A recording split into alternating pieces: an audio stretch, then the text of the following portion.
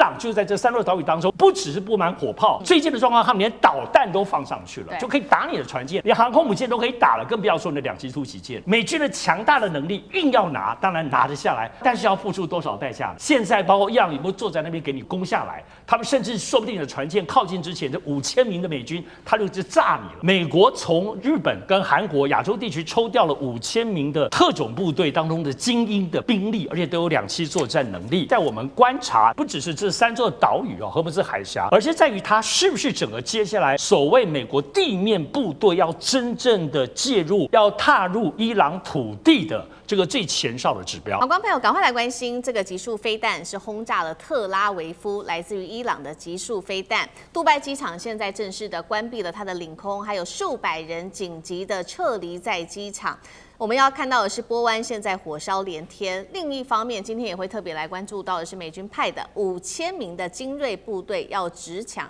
荷姆兹岛吗？能源咽喉是否变战场？今天就这些议题，我们一起来做关心。赶快来关心到的是，美伊战争现在升温到整个波湾地区，现在也沦为战场了。最新情势，我们来赶快关心，是在这个伊朗的火力全开之下，飞弹无人机现在直接延烧到了波斯湾海湾国家的核心，尤其今天关心到的是杜拜国际机场旁边的燃料槽被炸，我们赶快来看一下最新的画面。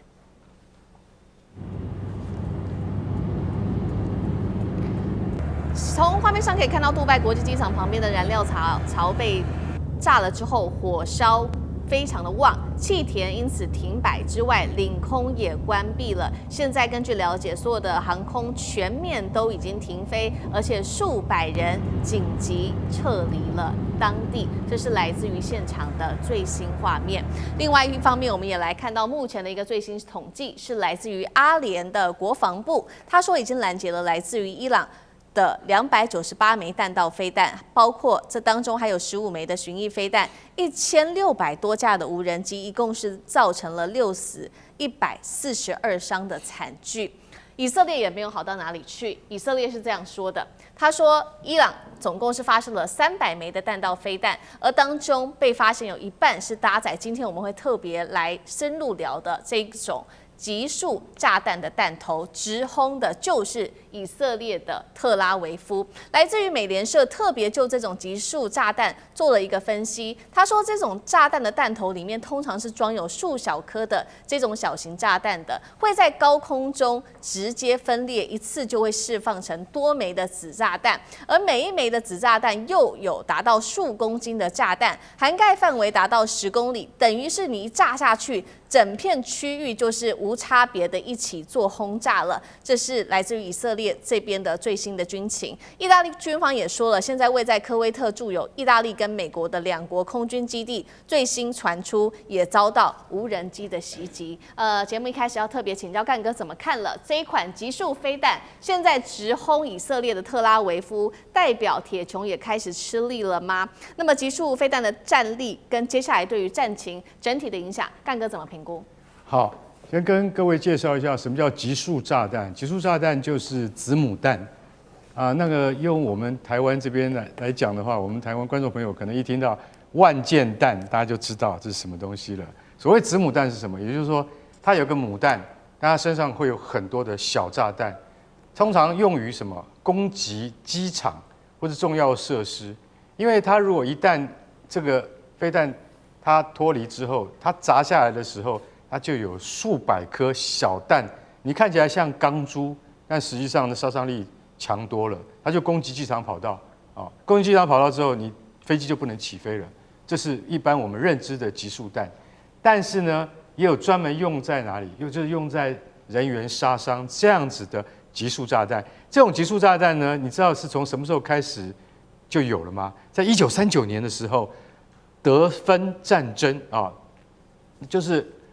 俄罗斯跟芬兰的苏芬战争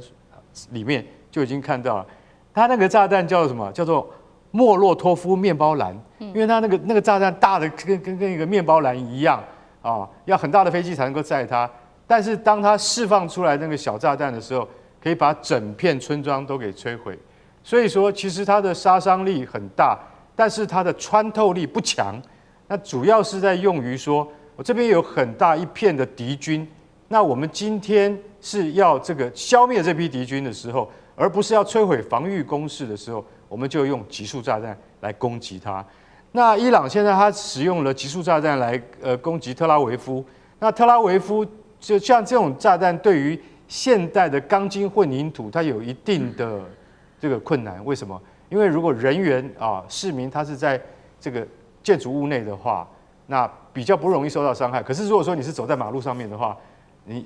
他这个被攻击到是非常可怕的。所以像这样的集束炸弹，在国际的公约里面是不准被使用的。那在奥斯陆，也就是挪威的奥斯陆，在2008年召集全球180个国家大家共同商议，就是说，基于人道主义，我们现在不能再用集束炸弹，也就是子母弹的攻击。可是你知道没有签约的是哪些国家吗？中国、美国、英国，还有俄罗斯，还有台湾。为什么？台湾说不行，如果解放军打过来的话，我们一定要用集束弹，因为我们是在海峡用的，不会伤及无辜跟平民。每一个国家都有自己的说法，每一个国家都有自己的看法。美国当然不可能不用，因为为什么？这玩意儿是他几乎是他发明的，所以他在那个越战的时候，他不知道用集束弹杀了多少越南的无辜百姓。到了以色列手上，那真的他在那个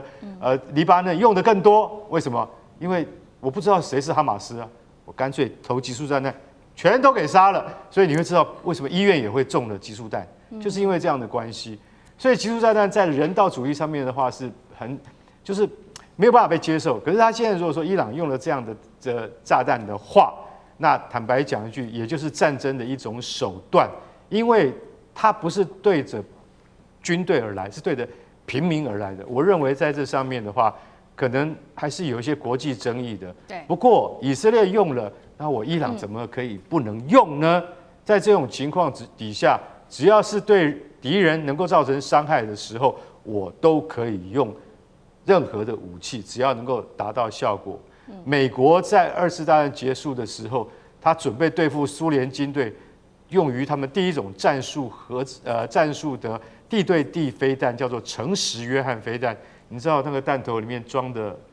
子炸弹，也就是小炸弹，里面不是弹头，装的是什么？你知道？装的是沙林毒气。也就是说，一旦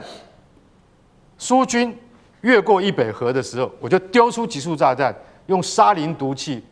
用毒气来杀死这些入侵的苏联部队。为什么？因为我们没有更好的方法了。所以大家都知道，在战争底下会采取更多极端手段，这就是其中之一。可是如果说以色列在跟美国的这个联合军事行动再不赶快结束的话，你会逼到狗急跳墙，让伊朗发射更多像这样子的集束炸弹的话，那死亡的是平民，而不是真正发动战争的那些原罪的人。所以我觉得基于人道主义，美国还是要好好考虑这件事情。好，现在伊朗目前是频频的用这种集束的飞弹来攻击以色列，让他的铁穹已经几乎是守不住了。那这一波攻击除了往以色列之外，包括了刚刚我们特别提到的战火已经外溢到了这个波湾国家，包括了杜拜机场旁边的这些油槽也受到了波及。现在等于中东战争是区域全面开打，美国也保护不了这些波湾国家的安全的意思吗？委员怎么看？对，这战争刚开始的时候啊，外界都一直评估说，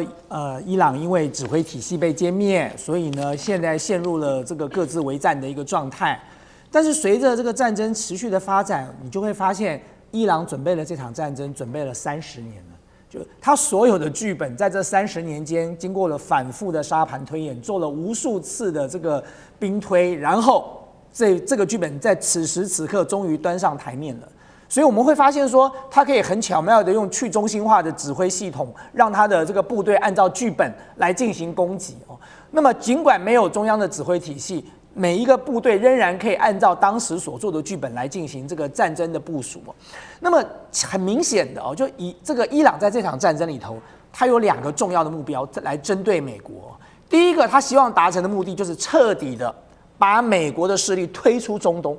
波斯湾就是美国从此的势力要离开波斯湾。你想想看，对伊朗来说，他现在面对的是一个灭国之战哦，他付出这么庞大的代价，他要求所得到的回报必然是相当要有对等的。所以呢，他现在在做的打击中东美军的基地所做的不就是这个吗？他就是告诉所有中东的国家说，你们不要以为有美军的基地对你们来说就是安全保证，有美军的基地反而对你来说是一件倒霉的事，因为有美军的基地，所以你就被打了哦。那么这场战争之后呢，你仔细看一下，美国自己在中东的基地，他自己都守不住嘞。像他在苏丹的那个王子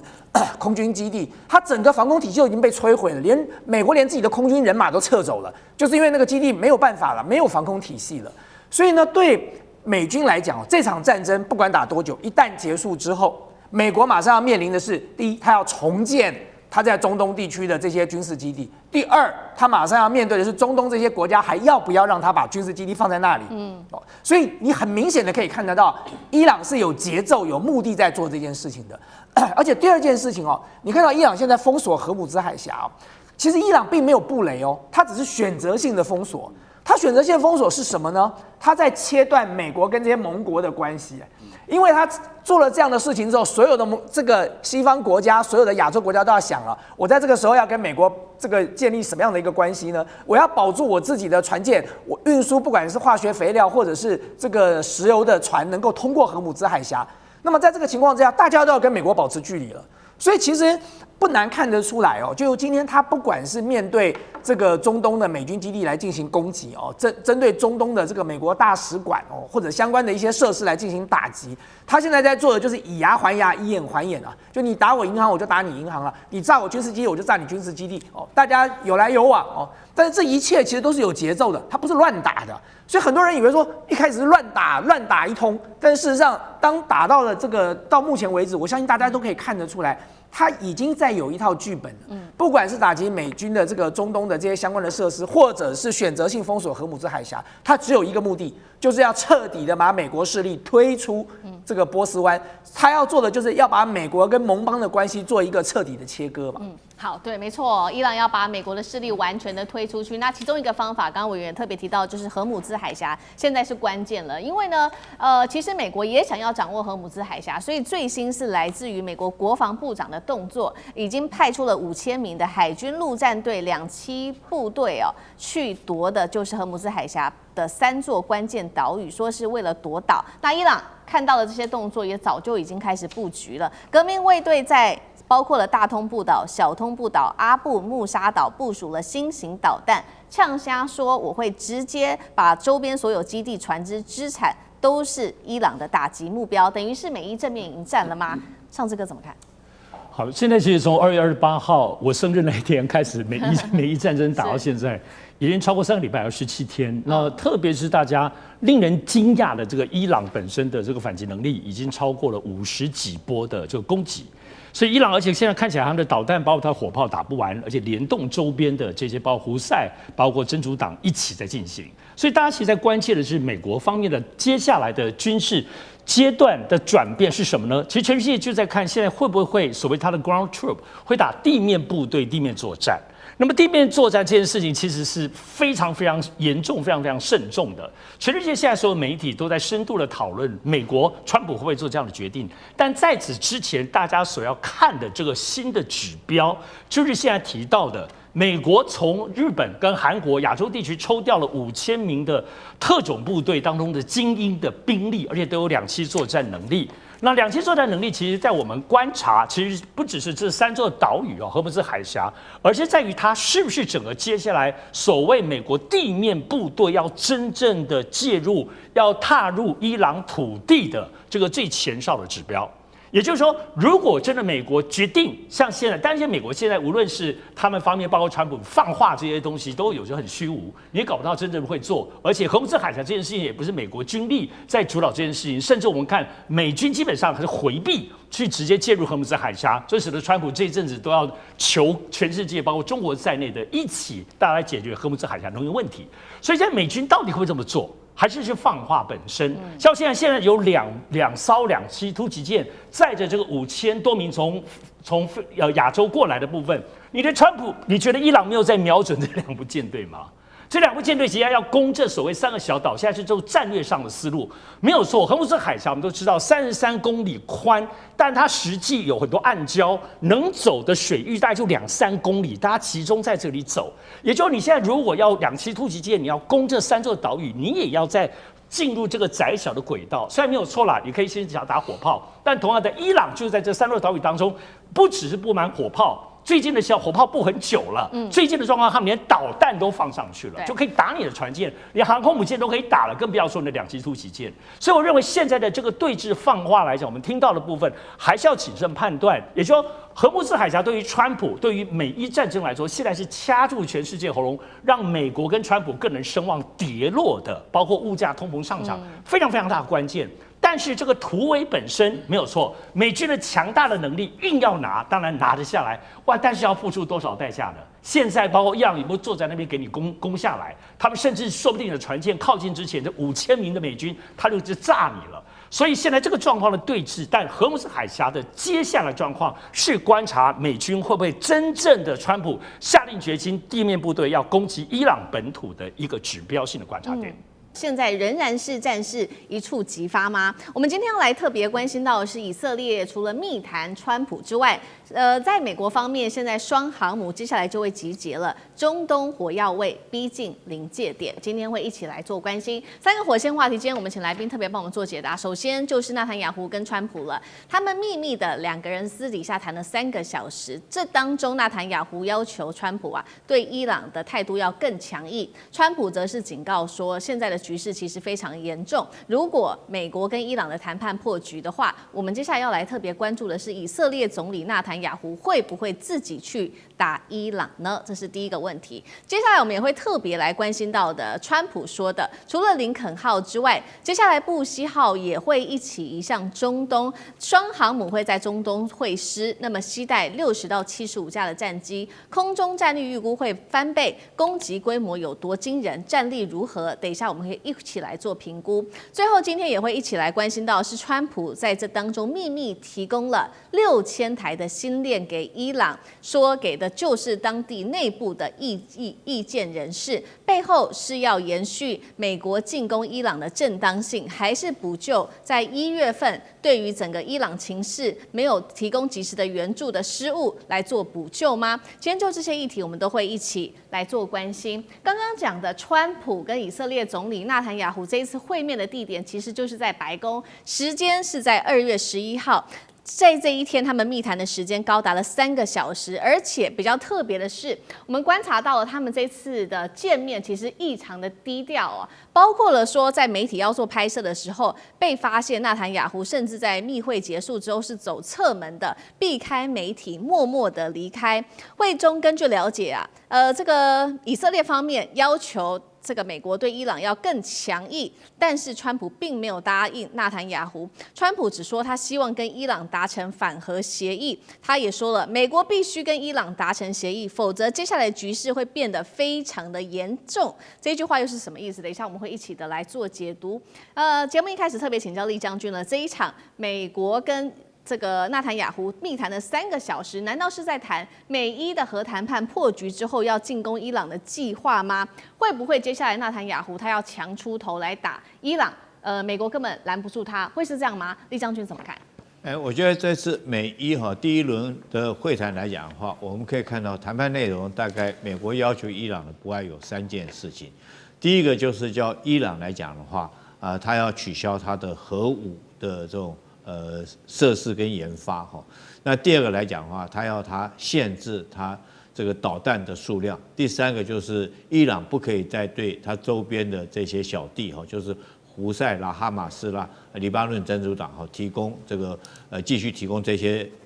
武装资源。那我们就3点来看的话，第一点，浓缩铀的部分，我觉得伊朗有答应伊朗来讲说，我可以降低我的浓缩铀，他没有说取消核计划。核计划包括到这个核能发电都算核计划嘛？那只是说我的核子不会去发展核子武器，这个浓缩铀不会去发展武器，所以他说他可以降低浓缩铀。浓缩铀我们大概推估伊朗现在浓缩铀的浓度大概60%，当然有些说法是到90%了，就是差一步之遥就可以达到这个核子武器的这种等级啊。它降低来讲的话，当然如果降到10%这些那就是纯粹只是做核能发电来使用。可是相对的，伊朗要求美国说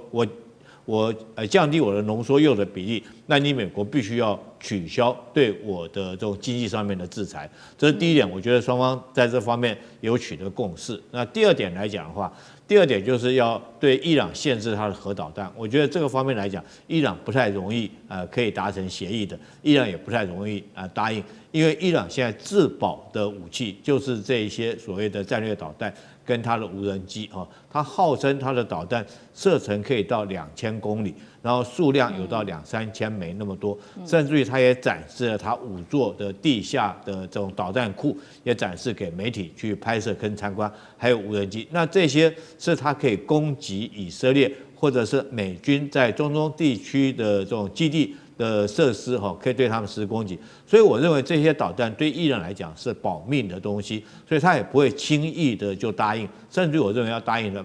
可能性是不高那第三个，对于周边的组织伊朗取消对他们的支持，我觉得伊朗现在以他现在经济状况，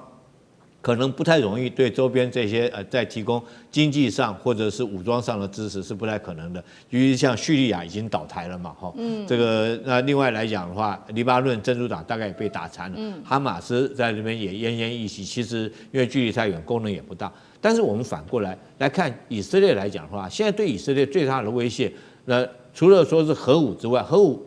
平常讲。这个伊朗现在还没有做出来，但是对以色列威胁最大的，对它生存威胁最大的就是这些的导弹因为从去年的6月份战争，我们就看出来，以色列到后来来讲的话，它的拦截导弹库存量已经很明显的降低，它的拦截率也慢慢减低到50%以下所以伊朗如果说现在保有这些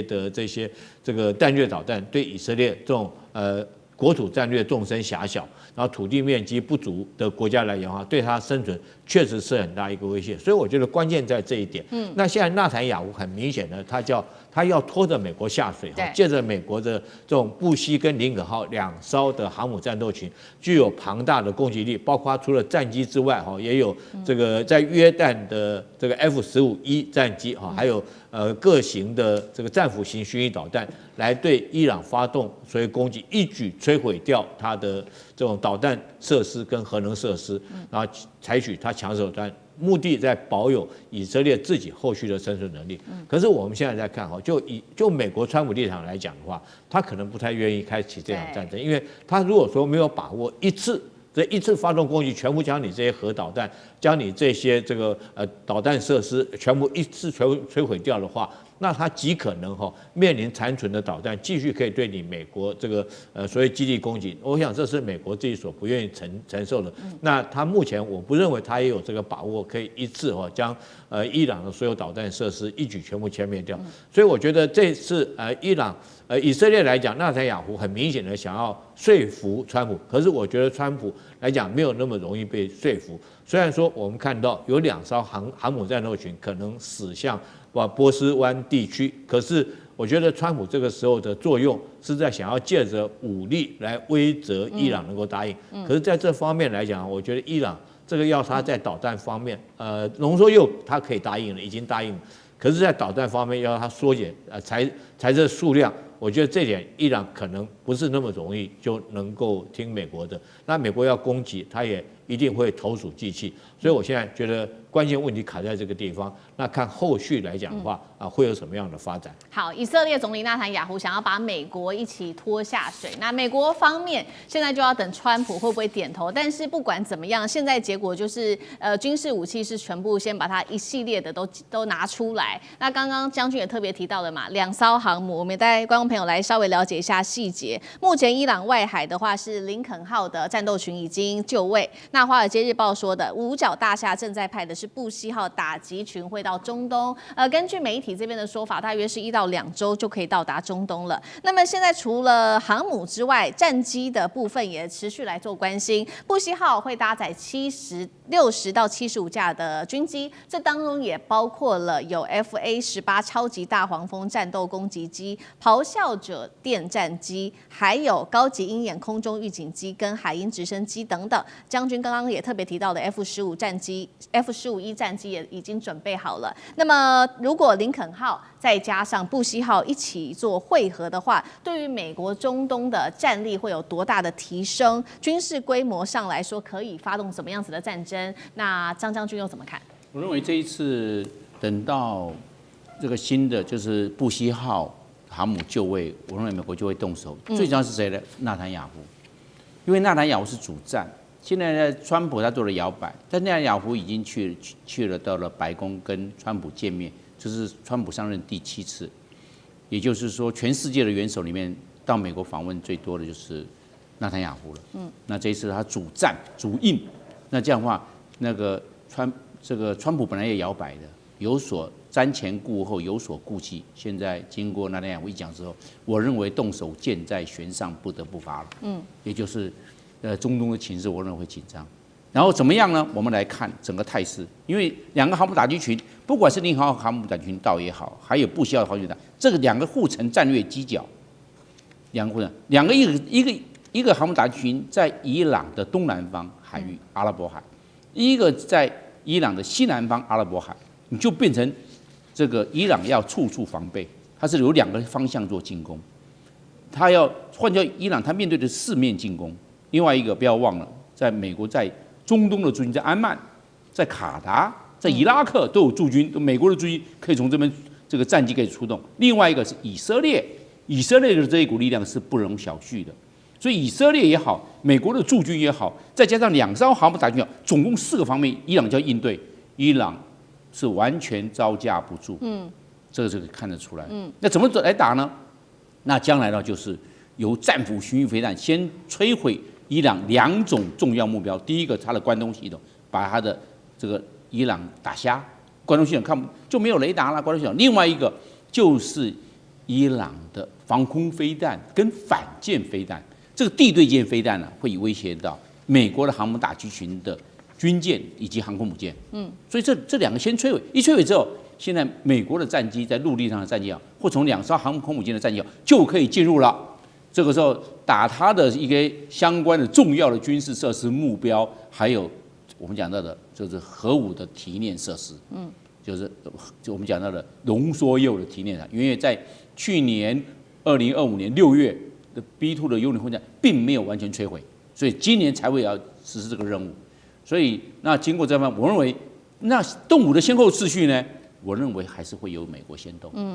以色列在紧接着会跟着动。换句话说，这种外科手术室不进行地面作战，从空中的这种外科手术室去作战，我认为这是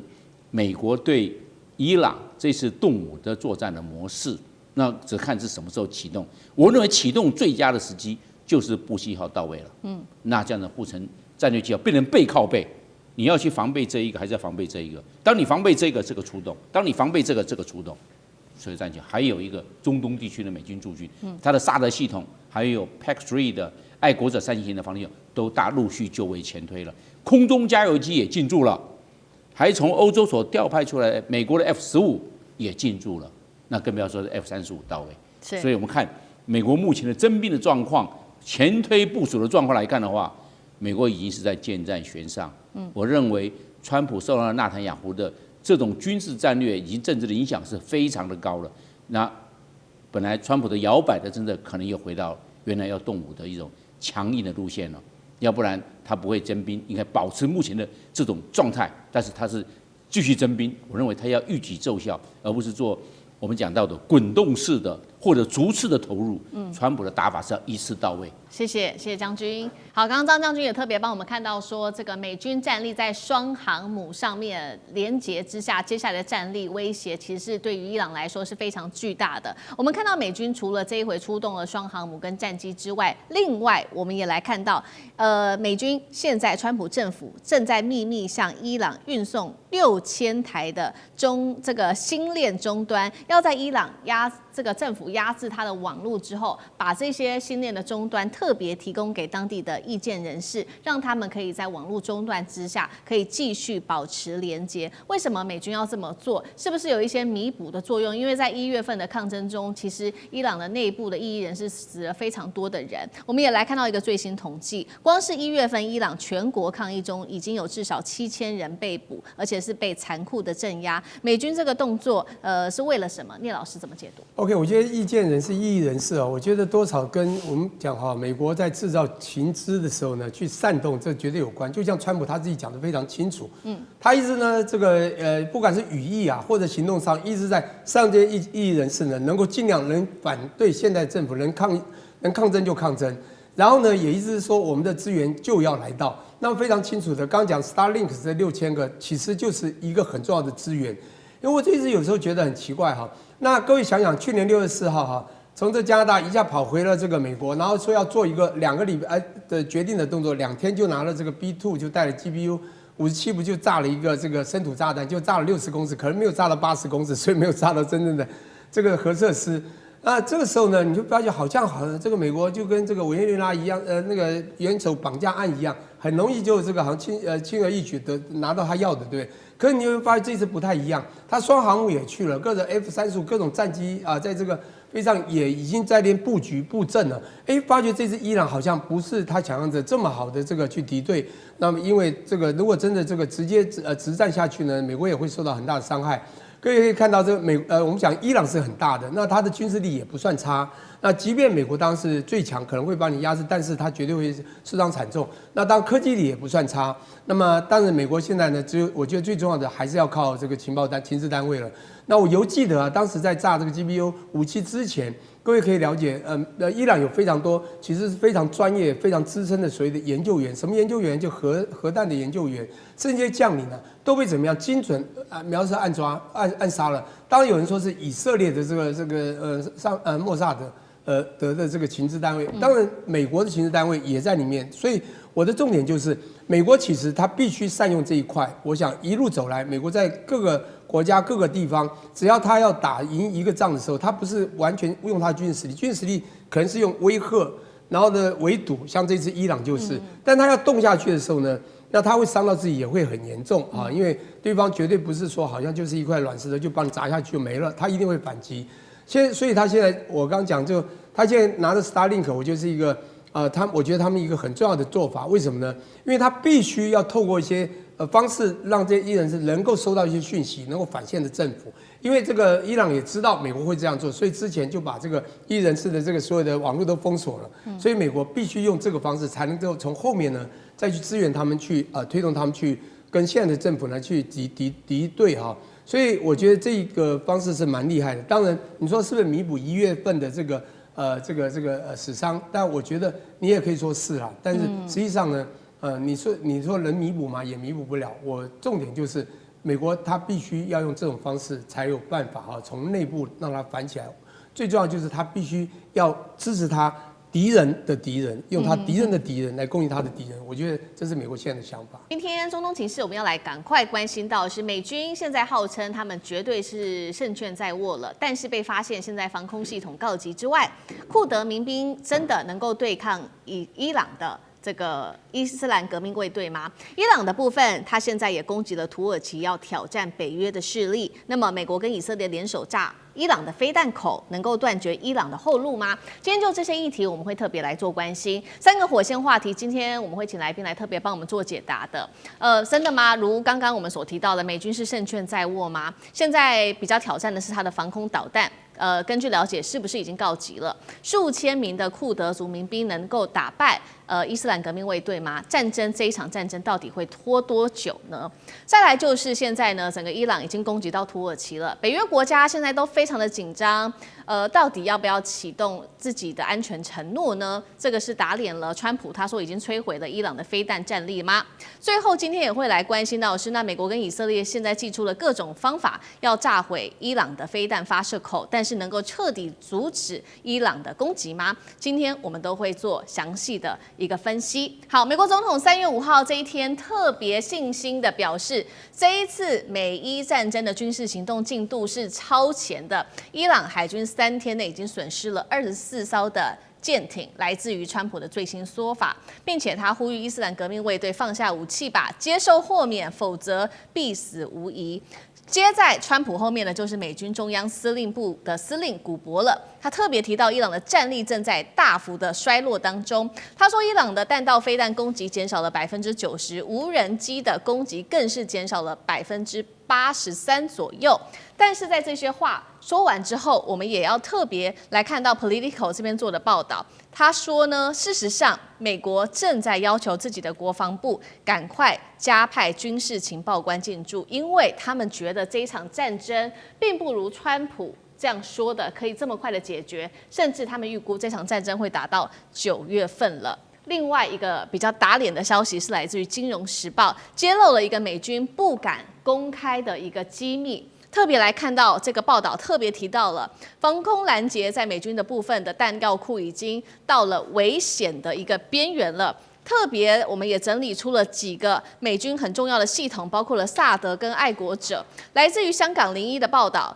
萨德系统总数已经不到了650枚，一次援引就会全部被打光150枚。爱国者飞弹系统同样的，现在也是非常的吃紧的。首尔最新今天新闻的一个消息说，美军正在商谈要调动驻韩的武器了，包括爱国者飞弹到中东地区，这都是最新的消息。另外一头，我们今天也会来关心到的是库德族的部分，已经移师准备好待命了，在1周到10天之内就会来施行跨境作战。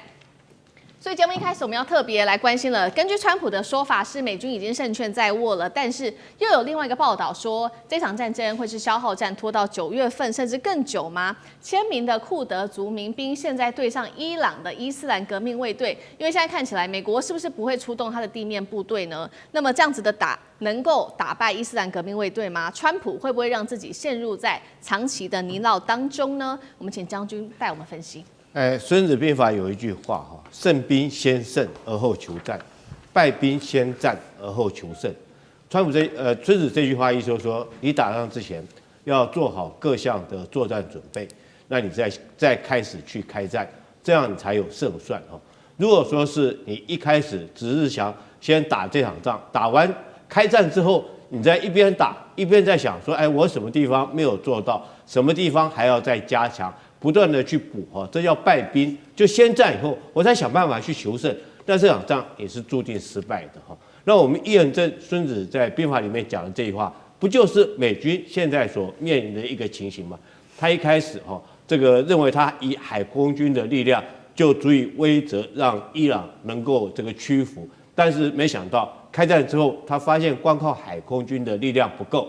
所以说必须要动用地面部队。那开始的时候，他原来川普一开始讲说4天，他想速战速决，他认为他集结的兵力海空军力量已经够了，但是发现打了以后发现不够这个改成4周，现在甚至于说要打到9个月，这就是说一边打一边在做修正。那现在更扯的是要叫这个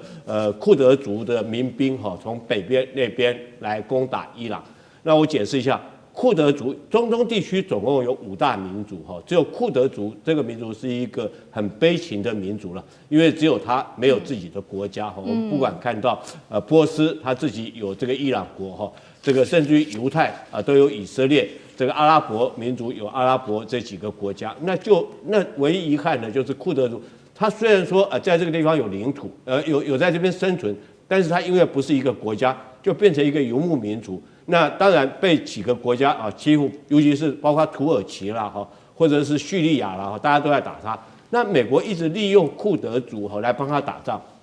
之前我们讲说这个 ISIS 他就是用库德族去打的。那打完之后，事实上他就弃之不顾了，也没有照顾人家库德族。所以我觉得这次库德族还愿不愿意再帮美军打仗，这是很大一个问题。那为什么要用库德族去打这个伊朗呢？因为我们都知道伊朗它是什叶派，那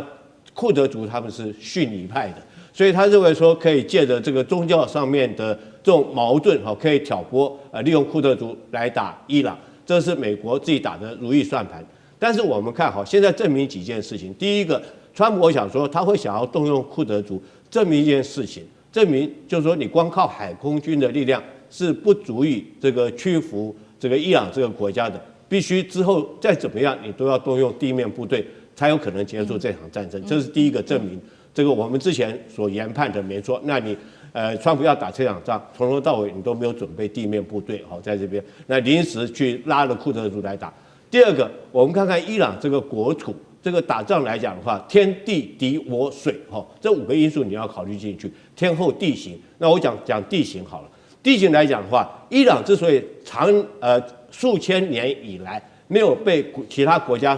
没有被其他民族所消灭过，就是因为它的地形非常复杂，它四周环山都是山脉，然后国土纵深非常的深远，你靠地面部队要入侵不是这么容易。我们都知道，从海岸线到这个德黑兰要1000公里长，1000公里你作战纵深要多久啊？那你光开车你要开多久？那你运这个弹药要运多久？如果说你只靠这个库德族民兵的力量来讲的话，它毕竟只是一支游击队，它没有持续的战力你后续来讲，后勤补给、弹药、粮秣等等来讲的话，它如果说就算库德族从北边那边入侵，它打到德黑兰，我觉得它力量是不够的。那第三个，我们看这库德族现在你能够动员的兵力也不过是数千人而已。那数千人大概就是一个团的兵力，一个旅的兵力，不到一个师的兵力。大家要晓得伊朗来讲，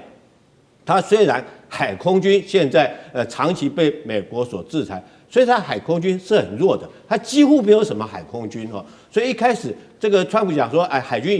已经彻底被打趴了，空军也没什么制空。可是不要忽略了，伊朗来讲的话，它的陆军作战力量还是非常具有实战力，尤其是它的革命卫队这是很有坚强的地面作战部队。所以库德族就算是你动用库德族，那能不能够击败这个伊朗的地面部队？我觉得这存在很大的疑问。所以我们看出来，川普来讲的话，他这场战争他已经是一边打，他一边想办法还要求胜，那已经注定所谓的败兵先战，然后再去求胜。好，所以我们看到整体美军现在战力的部分，在海空上面补给发生了很大的一个空缺的问题，这是来自于美方自己的媒体自己证实的消息。那兵力的部分呢，现在同样是面临很大的不足尤其现在光靠库德族是相当不足够的。包括了伊朗现在都看在眼里持续的扩大它对于其他国家的攻击，现在呢已经达到了，在这几天达到了北约的成员国土耳其去了，当地的这个应急立刻空军基地发射飞弹，这边注意了，驻有大量的美军。虽然说这个飞弹后来是被拦截下来了，但是北约的国家现在其实都非常的紧张。北约国家现在已经在讨论了，大家是不是应该要在这个时候启动共同防御条约呢？在内部已经掀起了非常多的讨论。那么美国跟以色列现在另外一方面则是派出他们的这个侦察机在某些已知道的这个伊朗地下飞弹城的上空做盘旋，如果有发现什么任何的活动，会立刻派他们的战机跟武装无人机来针对发射口进行攻击。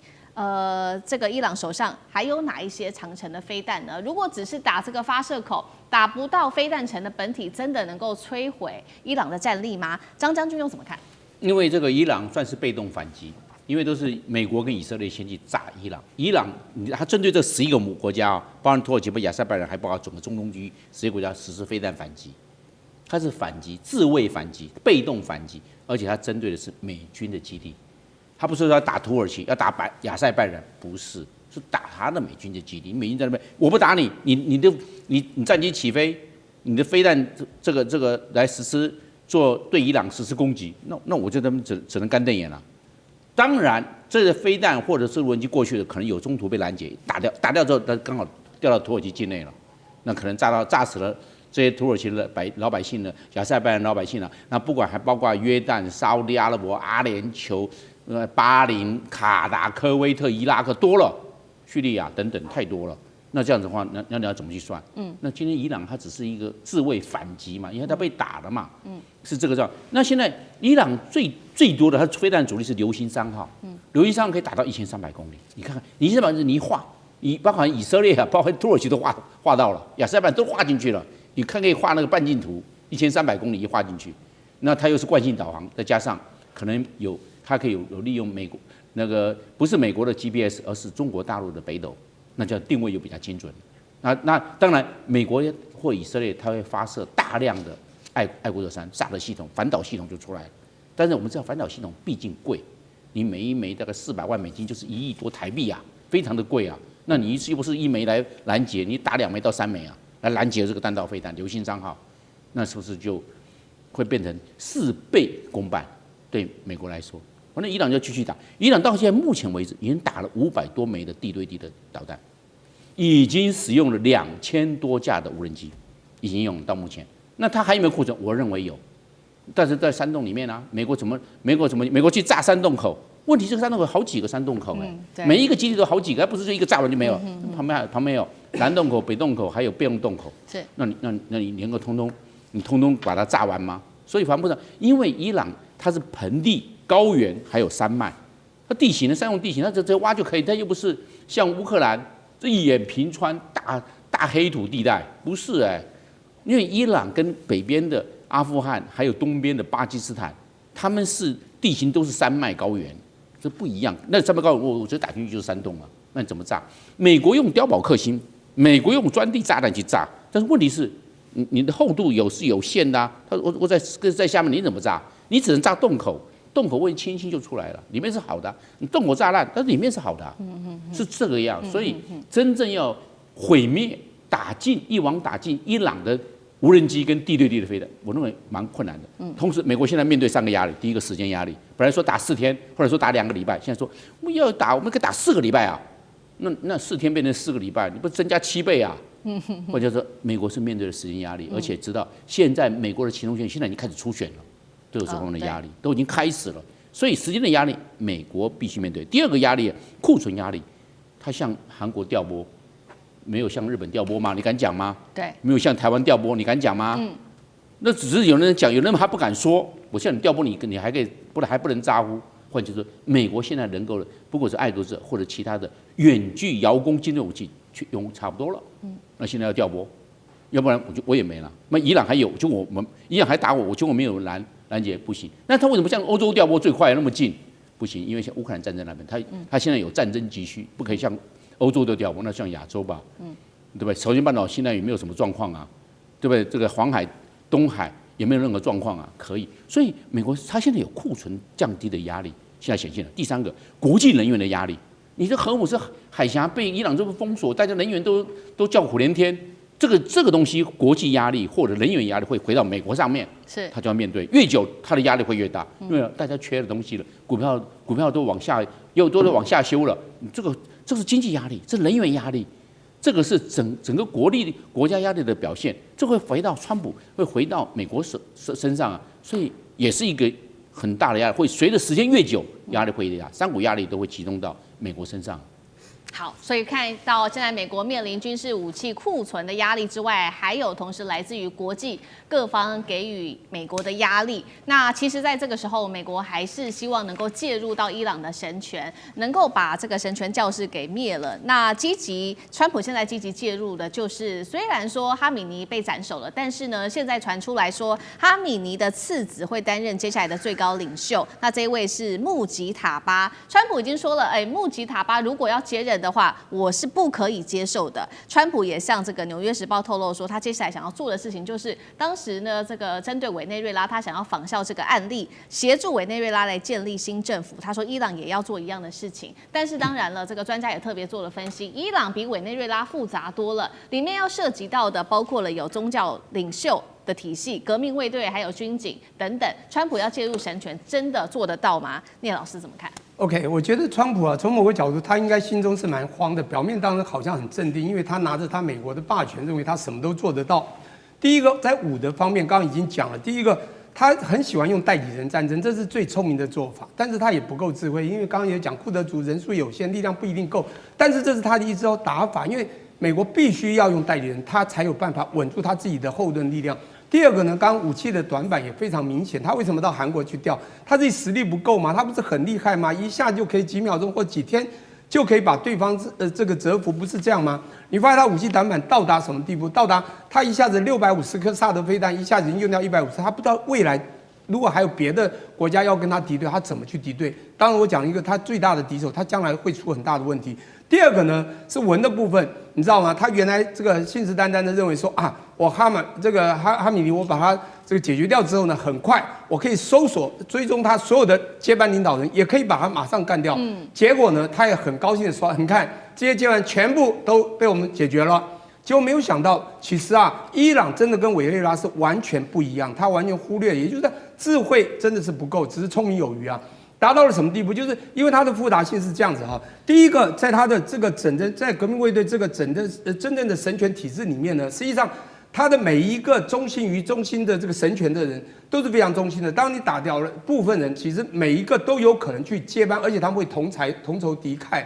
这个同仇敌忾还不止如此。如果川普呢不接受他的儿子啊，刚刚讲这个所谓的穆吉塔巴，这是他的次子嘛，当然这个长子还有他的一些女儿也同时遭殃。但重点是，他来接手，他当然不会接受，因为他一样会有非常大的一种对美国这个非常痛恨的心。但重点来了，他即便想要去找过去反对这个神权制度这些这个所谓的这些这个接班人，但重点来了，其实你会发现他们的复杂性是这样的，即便是反对这个神权制度的这些人，他们也非常强烈的民族主义，因为啊。这个伊朗这个国家，其实大家要了解它的历史，在西元前550年到西元前330年，它叫波斯大帝国啊。这个帝国跨欧亚非大地啊，就居鲁士把这个国家弄得多强。从那时候开始，他们是有历史背景的。波斯这个帝国呢，让他们非常民族自信。其实这些反对是因为伊朗它的整个宗教的文化，让他们非常的压抑，也就比较保守。这些比较亲西方势力、想要西方化的人，是希望他们的生活好、经济好。比较有自由派，他们反的是神权制度，但是不是反神权，因为神权主义是夹杂了他们非常复杂的民族主义。即便是反对的人，他也不会完全支持说，你今天来帮我推翻我的爸爸，叫我爸爸下台，我要接掌爸爸的事业。结果你不要把我爸爸杀掉了。现在美国是把他爸爸都杀掉，现在连下面反对党的很多都改变了，说美国竟然来打我们、杀我们自己的人，他们也跟着现在神权这个制度派的人一起，即便他不赞成最原始的这些人，但是他也反对了美国。所以你会发觉，川普他现在要找接班人的确不容易，所以我觉得他慌了。当然，他最不能接受是他那个同个体系下来，他自己是哈米的儿子来接班嘛，对，他一定会非常的用更极端。这个抵抗抵抗这个美国，当然他可能不会直接打美国，在美国在中东所有的这个军事组织也好，或者说军事势力也好，或者所有的美国势力在那里可能发生的都会做同样的一些反击。现在重点来了，美国很奇怪，美国现在发现他打下去打这个不是他想象的，我讲川普不是想象中几天就能够收割了整个伊朗的所有，发现他好像。要慢慢调整的，要多了几周，甚至还多了几个月。我觉得这个以伊朗的神权主义加上民主主义的结合，他们的同仇敌忾，未来的这种民族性，美国可能会跌破了眼睛。